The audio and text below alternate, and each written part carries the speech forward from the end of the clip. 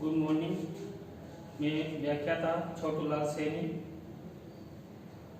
आपके लिए आज फिर से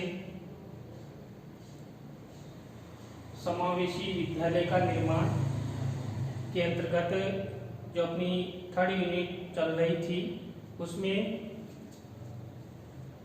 यूनिट 3.1 इसमें आपका एक टॉपिक था शून्य अस्वीकृति नीति, जीरो रिफ्लेक्शन पॉलिसी।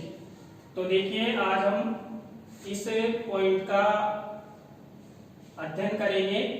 ये पॉलिसी क्या होती है, इसकी क्या विशेषताएं होती है और इसके बाद ये पॉलिसी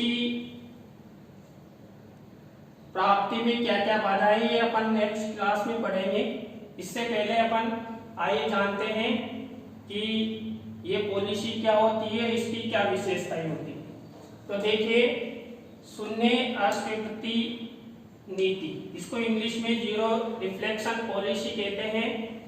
यह इस पॉलिसी का मुख्य रूप से जो तात्पर्य यानी कि अर्थ, ये पॉलिसी क्या कहती है, ये पॉलिसी कहती है किसी कार्यक्रम नीति में सभी व्यक्तियों को शामिल करते हुए किसी भी व्यक्ति को किसी भी आधार पर अस्वीकार नहीं करना। यानी मुख्य रूप से तात्पर्य ये है कि हमारे भारतीय समाज में चाहे कोई भी जाति हो, धर्म हो, लिंग, आधार, वर्ग, रंग, रूप आदि के आधार पर किसी भी व्यक्ति को हम शिक्षा प्राप्ति से नहीं रोक सकते और सबको इस नीति के तहत शामिल करना है। अब देखिए ये नीति की कुछ विशेषताएं हैं। तो जो ये शून्य अस्वीकृति नीति है वो हमारे देश में शिक्षा से संबंधित कार्यक्रमों में शामिल की गई है। यानी कि जितने भी अपने पाठ्यक्रम चलते हैं, चाहे कक्षा 10 का पाठ्यक्रम हो, 12 का पाठ्यक्रम हो या कक्षा 1 से 8 तक का पाठ्यक्रम हो, सभी में इस नीति को शामिल किया गया है। ये नीति मुख्य रूप से शिक्षा के क्षेत्र में स्वीकृत की गई है। भारत में शून्य अस्वीकृति नीति को सर्व शिक्षा अभियान में सम्मिलित किया गया था।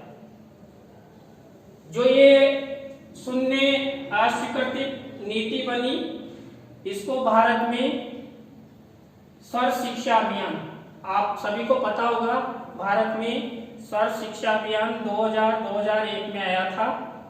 उस समय हमारे देश के जो दिवंगत प्रधानमंत्री श्री अटल बिहारी जी वाजपेयी थे, उन्होंने पूरे देश में सर्व शिक्षा अभियान को लागू करने का प्रयास किया था। तो ये सर्व शिक्षा अभियान के अंतर्गत सम्मिलित किया गया है। यह नीति सभी भारतीयों को समान अवसर प्रदान करती है। देखिए यहाँ पर इसके अर्थ में भी पहले से ही घोषित किया गया है कि ये सभी भारतीय समाज के व्यक्तियों को समान अवसर प्रदान करती है, चाहे वो बालक हो, बालिका हो, छोटा हो, बड़ा हो, रंग, रूप इत्यादि में किसी भी प्रकार का भेद नहीं करती है और सबको समान रूप से समान अवसर प्रदान करती है।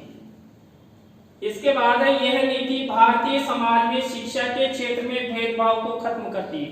देखिए हमारे देश में परंपरागत शिक्षण एवं कई रूढ़ियां, अंधविश्वासों के कारण भेदभाव दिखाई देता था, लेकिन जब से शून्य शिक्षा के क्षेत्र में शून्य अस्वीकृति नीति आई है, तब से शिक्षा के क्षेत्र में इस नीति के द्वारा भेदभाव को बिल्कुल खत्म कर दिया है। अभी मैंने पहले आपको बताया भी था कि ये नीति किसी भी जाति, धर्म इत्यादि से संबंधित सबको समान रूप से शिक्षा के लिए प्रवेश दिलाने में सहयोग करती है। इस नीति के तहत कोई सा भी विद्यालय हो, महाविद्यालय हो, किसी भी बालक या बालिका को शिक्षा के क्षेत्र में जाने से मना नहीं कर सकता। तो यह नीति शिक्षा के क्षेत्र में भेदभाव को खत्म करती है। यह नीति भारतीय समाज के सभी वर्गों, जातियों, धर्मों के व्यक्तियों को शिक्षा प्राप्ति में समान सुअवसर प्रदान करती।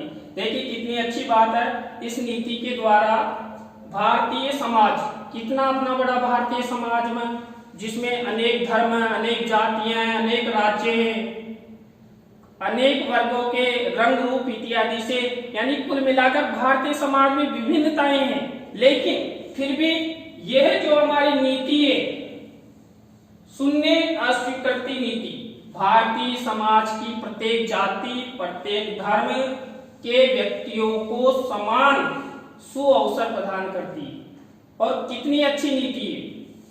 वास्तव में ये शिक्षा क्षेत्र में विकास की मेरी निगाह में माना जाए तो सबसे अच्छी नीति है।